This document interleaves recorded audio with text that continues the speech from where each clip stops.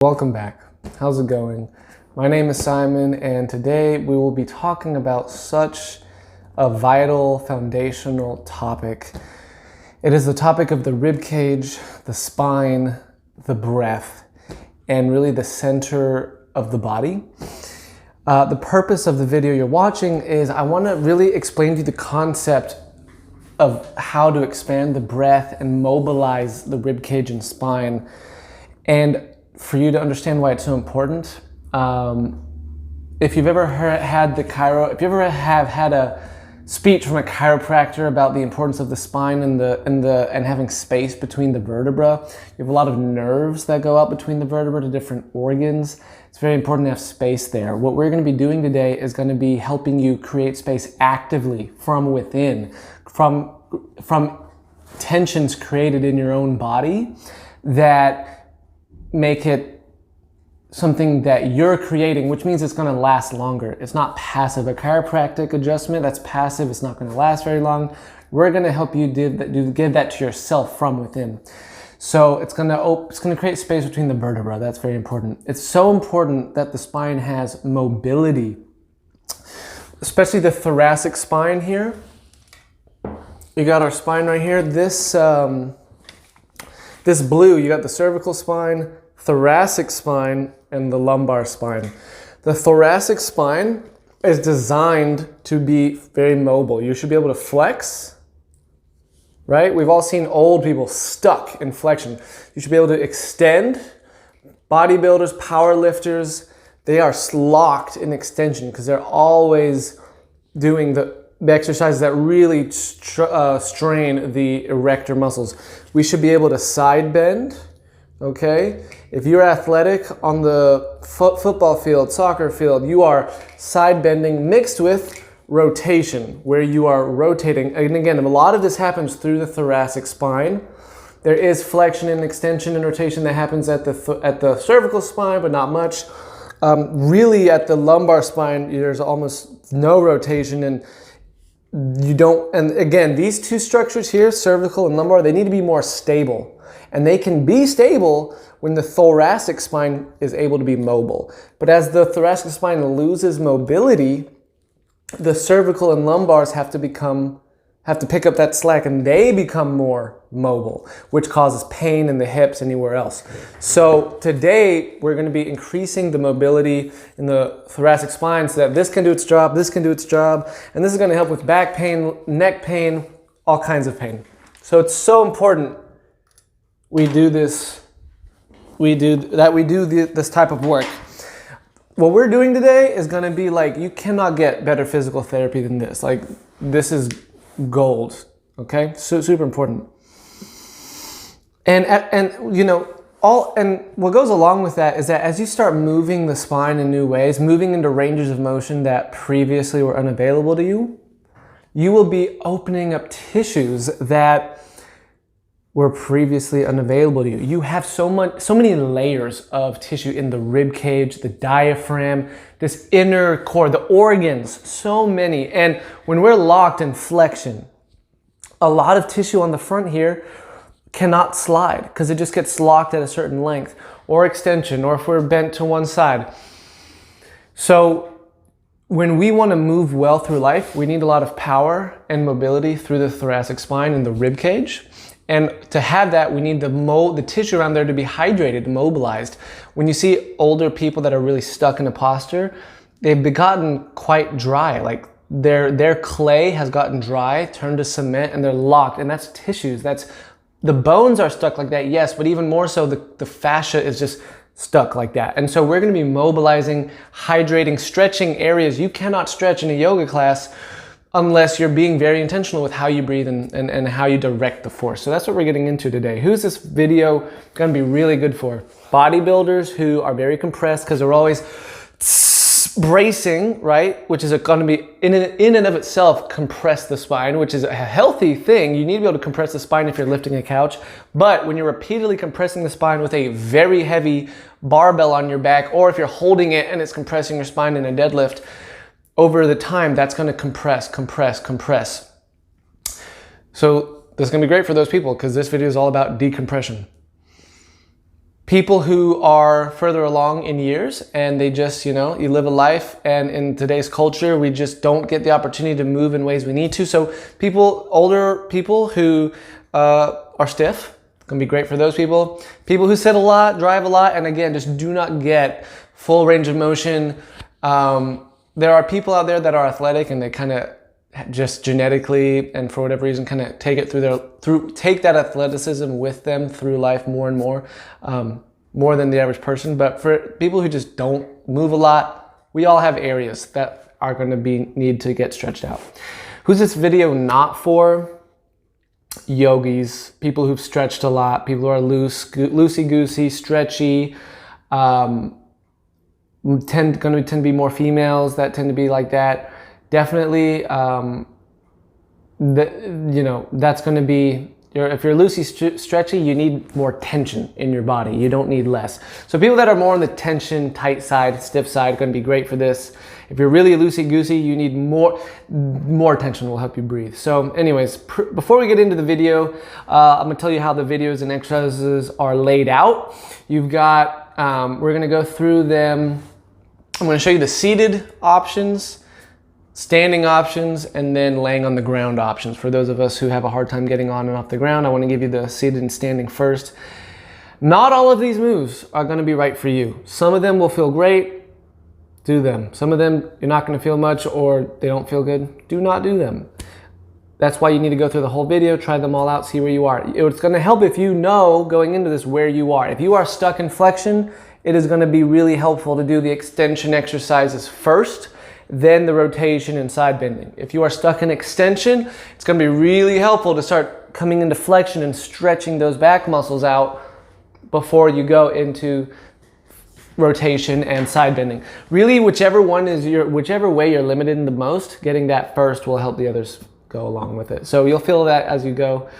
And again, what we're about to see is a bunch of different exercises and positions where you are coupling the breath with a certain force vector, and you're basically meeting that resistance by breathing into a certain part of your body, and you'll feel tissue open and expand. So let's get right into it. Before we do that, we're going to go over the breathing, which I can do sitting here right now, and the tempo, because it's super important we get this right. This is crucial. So all day long, you should be breathing through your nose.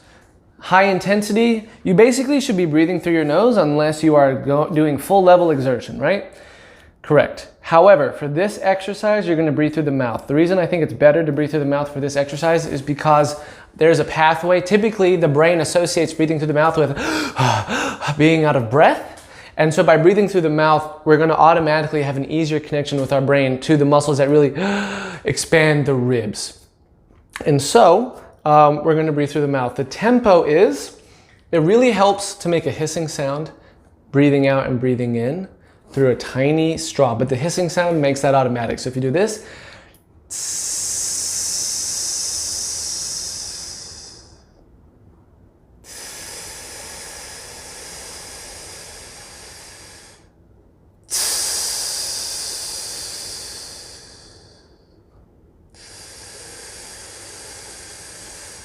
that's the tempo. We're not doing this.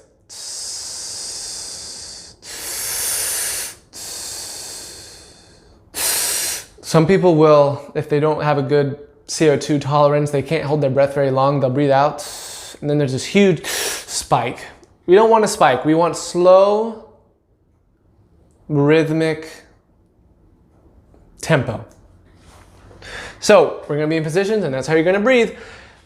And then, yeah, so let's get into it. For this first exercise, we're going to be laying with our head off a ledge, holding our head. It's important this is where we can start to talk about the first concept, which is to breathe in a certain part of our rib cage.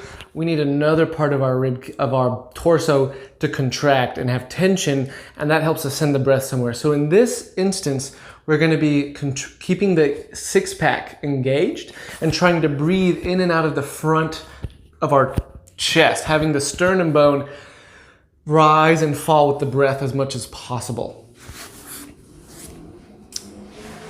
So you're going to lay on the gonna find a ledge. You're gonna hold your head here. This is gonna be great for people who have a bit of that kyphosis or forward head posture. They're rounded in the upper back. It's gonna be great. The flag to look out for is that it is a little much on the shoulders. So if you feel uncomfortable on the shoulders, you may need to switch this out for something else. But you're gonna be holding your head in your hands. The head is mostly relaxed. You can keep some tension here, but it should not be straining on the front of your neck. And you're gonna breathe into the ribs and feel these ribs open as much as they can. And then as you breathe out, you're tightening, contracting the abs the whole way. So if you have loose abs or weak abs, this could be really good for you. So let's just do it now. So breathing in.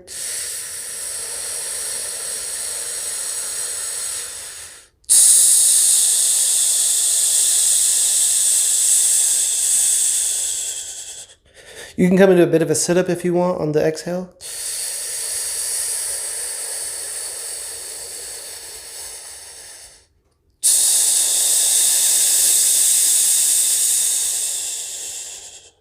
As you exhale, the abs contract harder, and then you bring that contraction with you on the inhale. So don't lose that level of contraction on the inhale.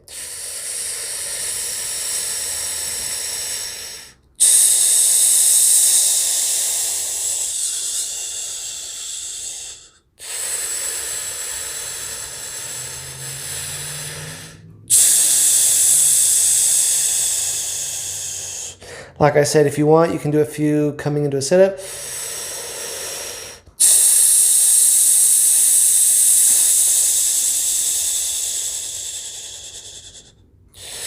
My abs are very long, and so they shake.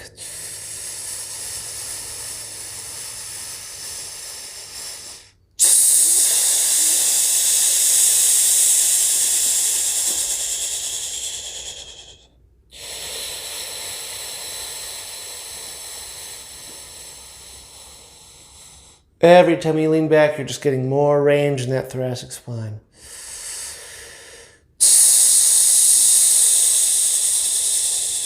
For this next one, we're just going to take a moment to try and feel the abs.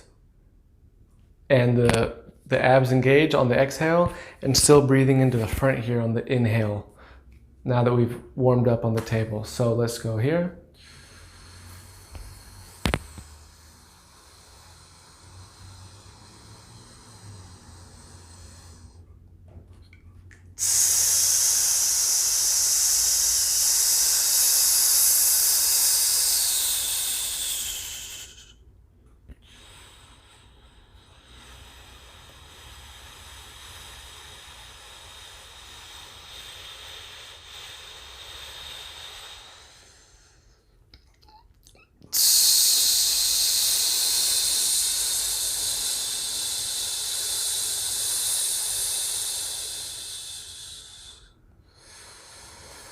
If your abs are very strong, you may not need this. If you breathe into the front of your ribs very naturally, you may not need this.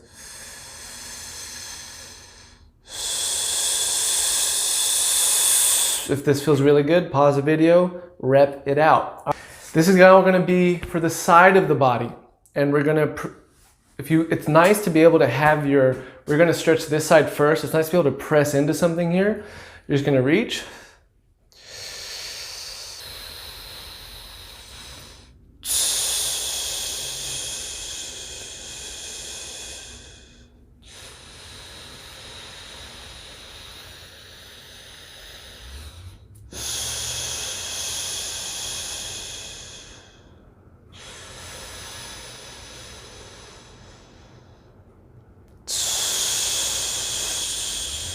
Excellent.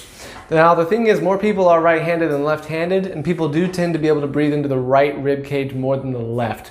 So you may have more compression and stuck on the left, so maybe spend more time on the left.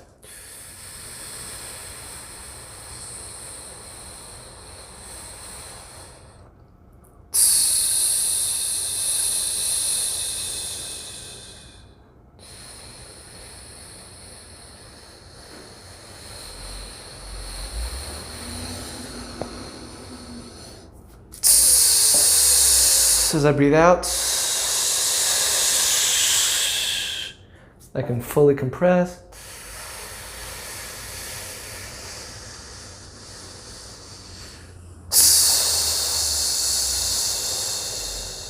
All right, for the next one sitting here, you're gonna hold your elbows. This can be good for the sides of the body as well as now getting into a bit of rotation. You can do a lot here. You can kind of pick your poison. You grab your elbows here. You want to kind of pull out in them. You just want tension a little bit on the arms. You can round. Now when you round here, you either want to try breathing into the back or the front. It depends where you're stuck. So I would first breathe.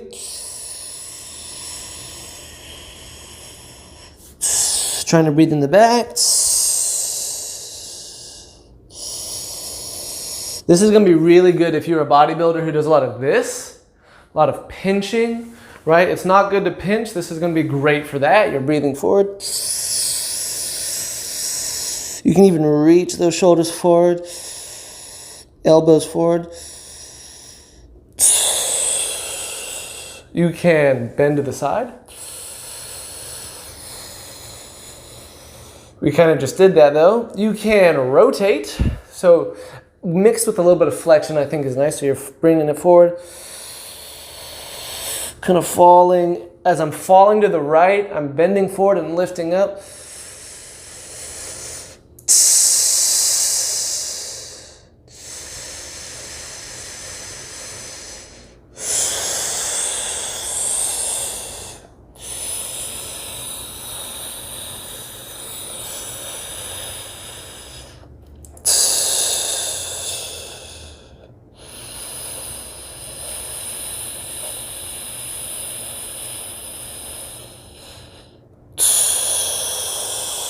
Again, anytime you find something good, just pause the video, rep it out.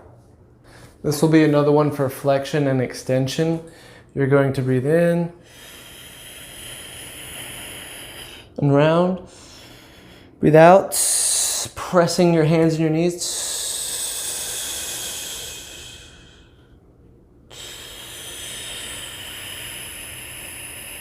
As I come back, I'm lifting the shoulders forward and up.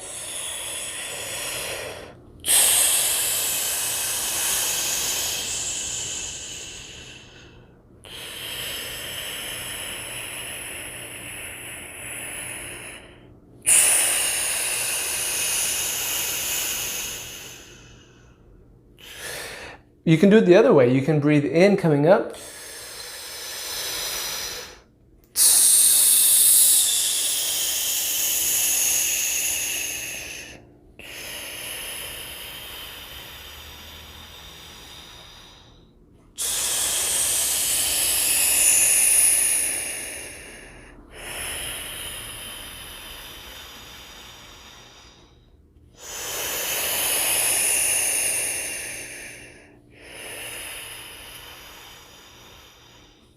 Hands on your knees, pressing, pressing with both hands.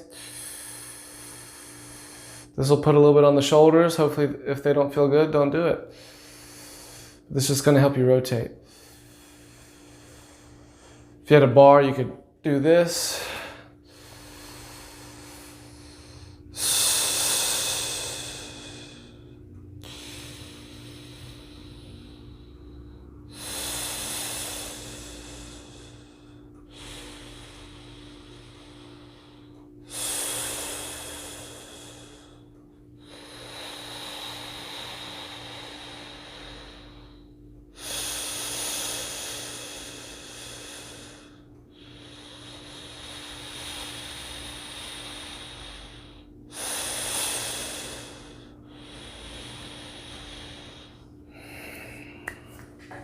This next one is great for, again, people in that rounded upper back, kyphosis, head forward posture. It's going to be a great way to open up and bring that chest and head back. So you're going to grab a broom.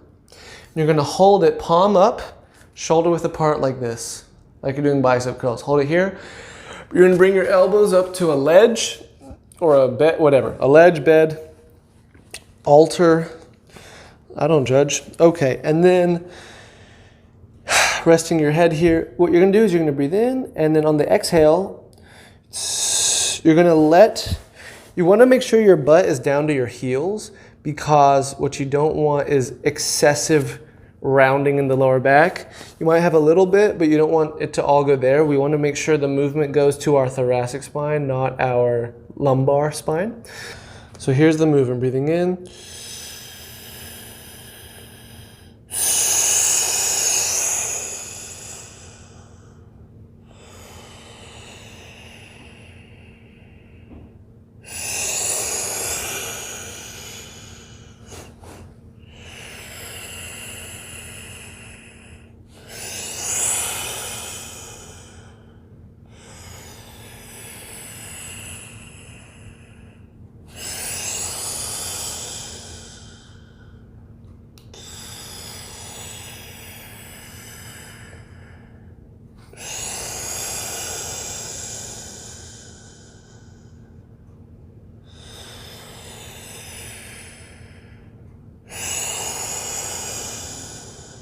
This one will be great for those who are, again, locked into extension from doing a lot of deadlifts, squatting, or they're just stiff from age and haven't done this in a while. This is this is fine. This is okay. You would not want to do this when you're lifting a heavy dumbbell or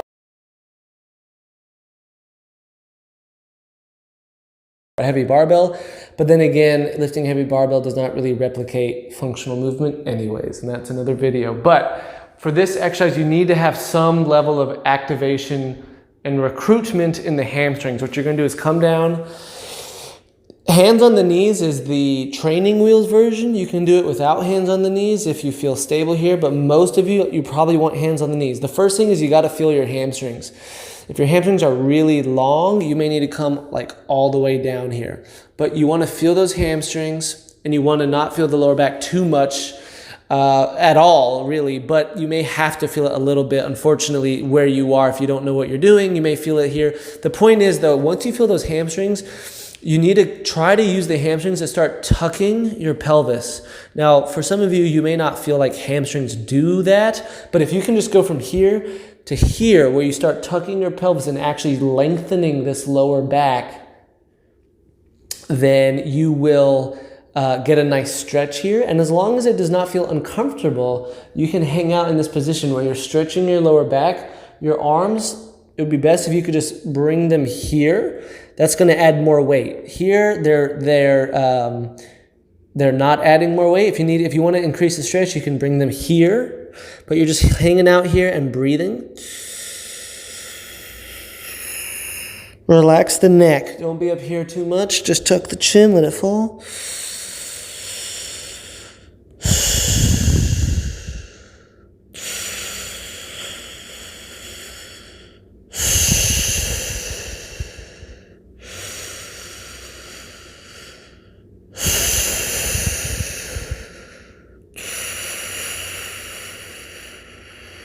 And then to come out of this, it would be cool if you can practice straightening your spine in such a way that you actually wind up pulling up into the hamstrings again. That's really teaching the body how to pull, how to connect the erectors to the hamstring, but we can dive into that a little more on another video. All right, so now let's do some standing exercises. So here is a band on a hook. You can put it on a pole. If you're at the gym, you can use a cable machine. If you're at the house, instead of pressing into a band, if you don't have this, imagine there's a wall right here. I can just put my hand on the corner of a wall and do the same thing. So here, we're using our right pec to rotate our torso to our fist, which is a fixed point. And we're turning into it, rotating into it, trying to keep our hips. The hips don't turn with it. Just the hips stay facing forward. The sternum will turn to the left. Our pec should turn on here. Rather breathing, feeling the breath here. Some people may feel it on the right side, honestly, but it's really just where you feel it. You're probably going to feel it on the left, though. You can kind of bend a little bit to the right here and really just practice breathing.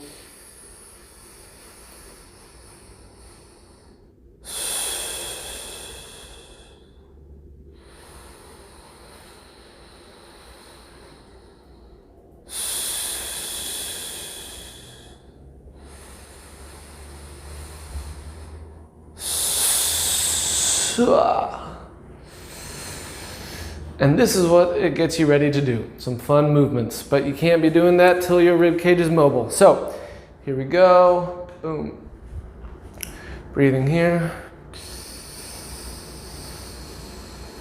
So for me, I feel a disconnect in my right lateral line, this right chain here, because of my arm injury and the lack of use. And so I feel my ribs here want to flare a lot more. So I practice zipping up my abs and just basically getting that rib flare to close down by exhaling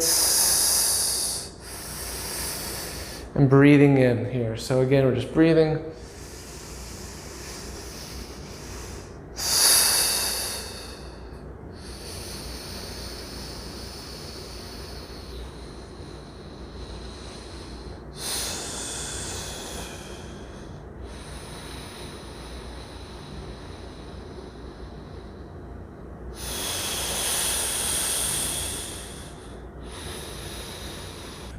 I just wanted to show you again real quick, you can use a doorway, make a fist, put it right here at the door.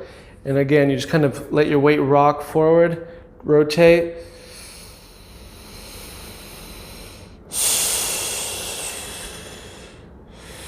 Bring the hips back, don't be all forward on your quads and knees. Try to sit back a little bit into the glutes. So you may need to tuck your butt under.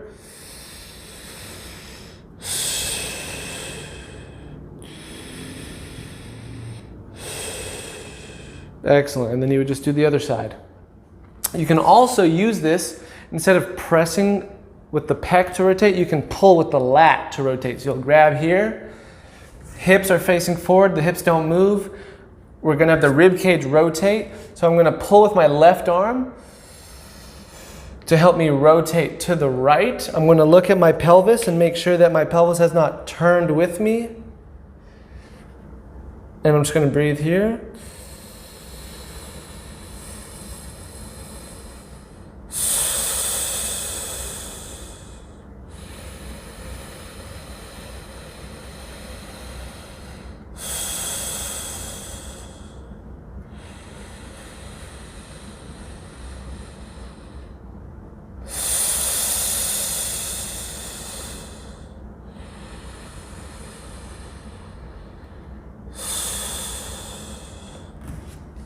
And then you would just do the other side. Next one is great for stretching the lumbar vertebra and the lower thoracic vertebra. You're gonna have your arms out to your sides. Your knees will be bent. If you have pretty strong abs and you feel good, you can have your knees up in the air, falling side to side. If the abs are not very strong, you can bring your feet to the ground and just do it this way. If your feet are on the ground, you're not gonna get as much range.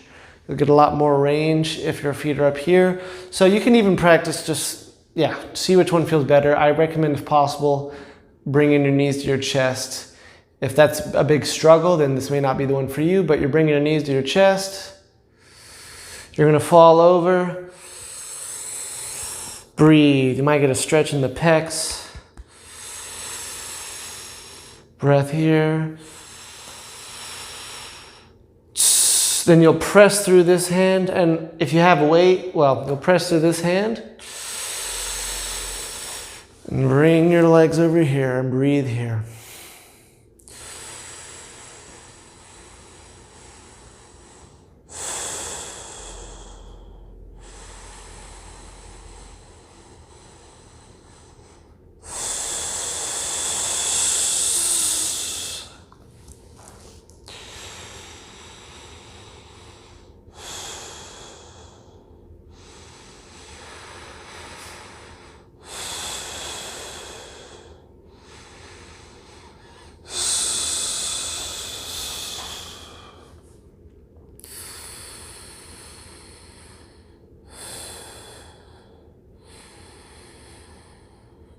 Next up will be a scorpion version. So now you're on your stomach, arms out to the side.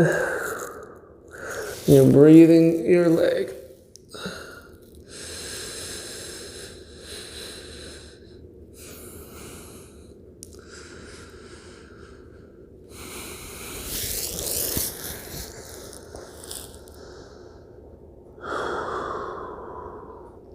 every position, you're seeing where do I feel restricted, and where can I send the breath that I usually don't get a chance to send it.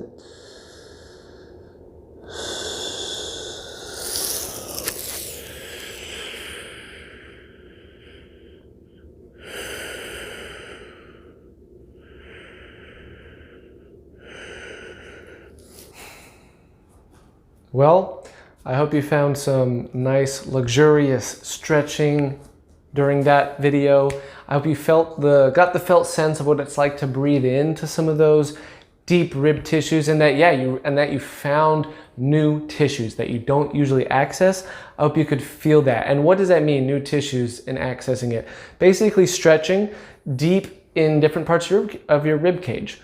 That is the goal. And there's only so much you can do at home without guidance and eyes on you, but there's a lot you can do at home without guidance and eyes on you. And so I hope that that stretching made you feel better, made you feel more complete, and that you got an idea of what I'm talking about here. So I'll see you in the next video where we figure out what else can help us live pain-free lives. And until next time, thank you.